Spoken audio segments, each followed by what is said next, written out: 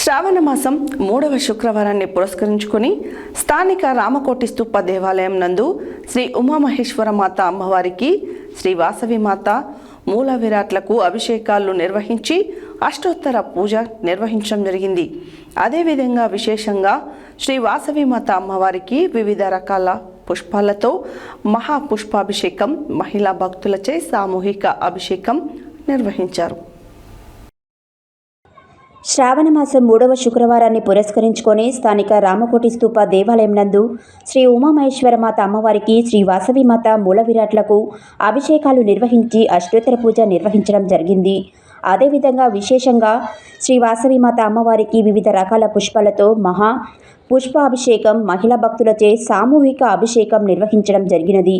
అంతేకాకుండా విచ్చేసిన మహిళా భక్తులచే సుమారు 75 మంది కుంకుమార్చనలో పాల్గొన్నారు. కుంకుమార్చనలో పాల్గొన్న మహిళలకి డ్రా ద్వారా ముగ్గురికి అమ్మవారిని అభిషేకించిన పసుపు కుంకుమలను బహుకరించడం జరిగిందని ఆలయ చైర్మన్ ఓరుగంటి పరమేష్ తెలియజేశారు. ఈనాటి పూజా కార్యక్రమాలలో సుమారు 250 మంది భక్తులు పాల్గొన్నారు.